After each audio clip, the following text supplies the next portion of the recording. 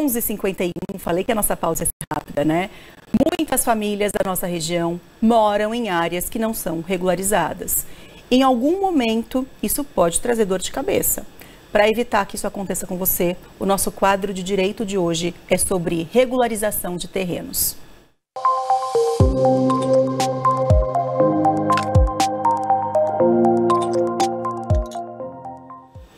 Para bater um papo com a gente sobre esse assunto, eu trouxe aqui para o nosso estúdio da Hora do Vale, o Dr. Fábio, que é advogado especialista em regularização fundiária. Doutor, prazer te receber, bem-vindo. Tudo bem? Bom dia, Marcelo. Bom dia. Fico aqui à disposição para ajudar vocês. Vamos lá, tem muita coisa para a gente conversar. Doutor, tem algumas situações que são diferentes. Então, tem algumas pessoas que moram, por exemplo, por falta de condição em uma área de risco. Tem pessoas que às vezes não se ligaram nessa questão do terreno, se está regular ou se não está regular, porque às vezes o pai comprou aquele terreno lá atrás e foi passando de geração para geração. Quando a pessoa se depara com alguma documentação, fala, opa, peraí, não está regular esse terreno. Se existe alguém nessa situação assistindo a gente, o que fazer? Marcela, esse problema que você colocou é gravíssimo, existe em todo o país. Hoje, aproximadamente 50% dos imóveis no Brasil estão em situação irregular. É mesmo? Então, muita coisa. É muita coisa. Se a gente imaginar um prospecto de 60 milhões de imóveis que existem no Brasil, 30 milhões possuem irregularidades, né?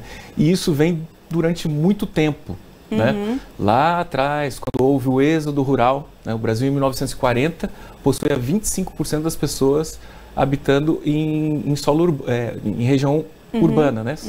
E em 1975 já se passou para 80% de pessoas morando em área urbana. Isso causou uma série de problemas demográficos, né? E as regiões que muitas vezes não estavam preparadas, as pessoas foram acabando morando em regiões periféricas, sem as devidas condições, com clandestinidade ou com alguma irregularidade. Né? Desculpa, pode concluir. Eu estava lendo, eu ia te passar já uma mensagem de telespectador, mas pode concluir, pode concluir. Sim. Então, hoje a legislação avançou muito, né? Depois do Estatuto das Cidades, em 2001, foi colocado como meta principal a regularização fundiária no Brasil. E é bom a gente destacar que não é reforma fundiária, né? A gente está falando em regularização. A gente está falando de todos os imóveis, a lei da REURB de 2017, ela olha para trás. Entendi. Ela fala, olha, tudo que tiver irregular e que foi consolidado, a gente vai regularizar. Então, esse é o principal marco temporal, né? A partir de dezembro de 2016, o que a lei determinou, tudo que tiver em situação irregular, os bairros vão poder ser regularizados. Doutor, chegou uma mensagem aqui da minha xará, da Marcela, que é de Taubaté, e ela falou o seguinte, vamos ver se a gente pode ajudar. Bom dia, tudo bem? Tudo bem com você? Eu tenho um terreno que está no nome do meu avô, ele é falecido há 15 anos. Minha avó ficou com usufruto e ela também faleceu há 2 anos. Agora está como herança para os filhos. Não tem inventário de nenhum dos dois. Como é que faz para poder vender o terreno e dividir entre os herdeiros? Boa, esse é um problema que acontece com muitas pessoas. A principal medida que deve ser tomada jurídica é a adjudicação compulsória. Nesse caso, eu entendo que se encaixaria a adjudicação compulsória, né? Mas, da mesma forma, ela tem que fazer todo o processo de inventário. Você vê, pelo imóvel não estar regularizado, ela não consegue fazer a sucessão.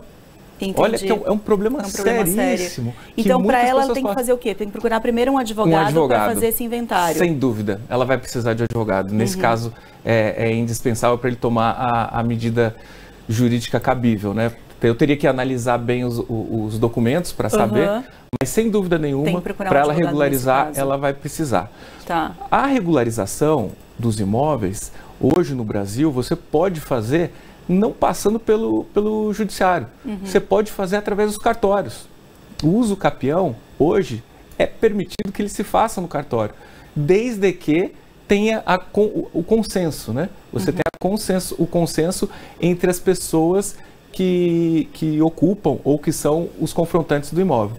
Agora, se você não tiver o consenso entre as partes, se tiver alguém que fala, olha, eu quero impugnar, esse terreno está um pouquinho para frente, eu acredito que eu sou proprietário dessa parte. Aí existe litígio.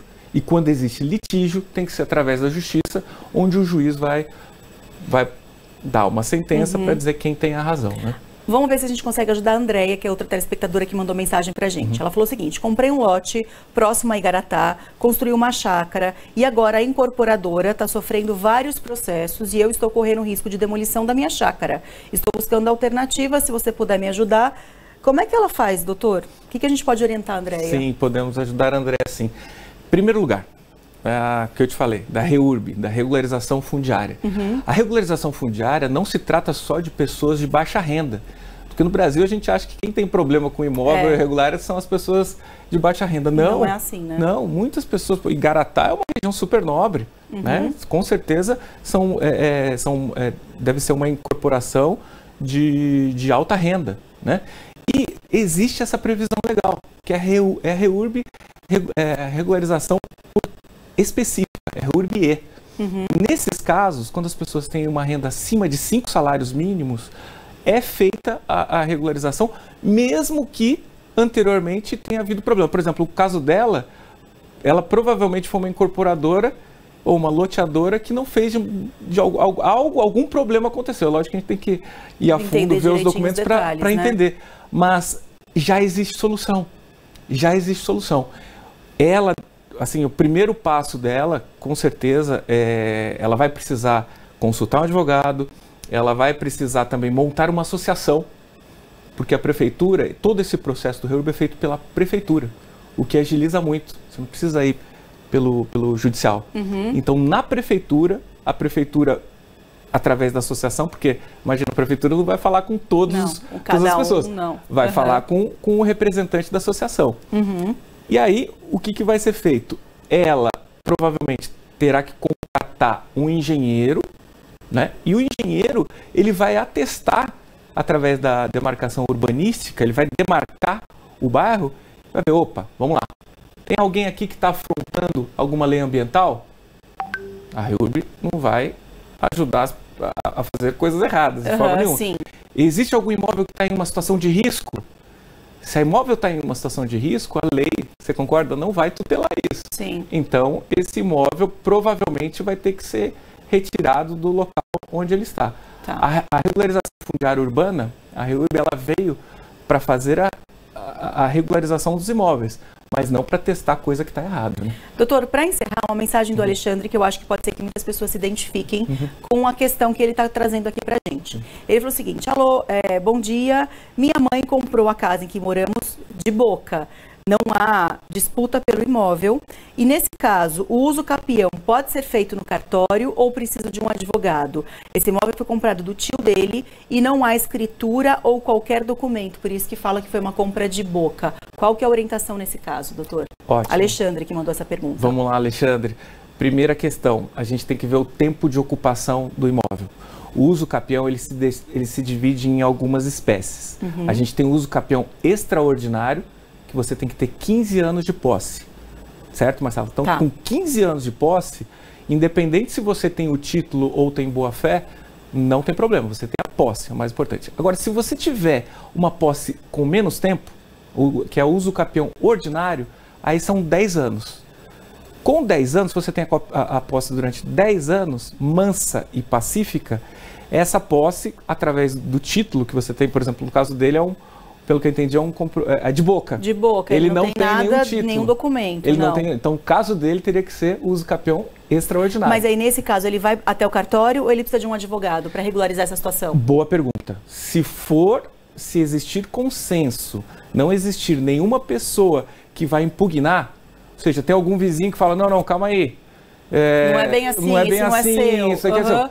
Aí ele vai ter que ser pelo judicial. Agora, se ele tem consenso, se ele não tem ninguém que vai impugnar, nenhum interessado ou nenhum confrontante, beleza. Pode ir direto no cartório. Dá para ir direto no cartório, que é muito mais rápido, é muito mais célere. Muito bem. Doutor, muito obrigada pela sua participação. Acho que a gente conseguiu responder algumas dúvidas de telespectadores e é para isso que esse quadro existe, para que a gente possa traduzir para todo mundo entender alguns assuntos que fazem parte do nosso dia a dia e às vezes a gente não consegue entender muito bem. Então agradeço a sua participação. Muito obrigada, viu? Até uma próxima. Eu que agradeço, Marcelo. Até obrigada, a próxima. Até.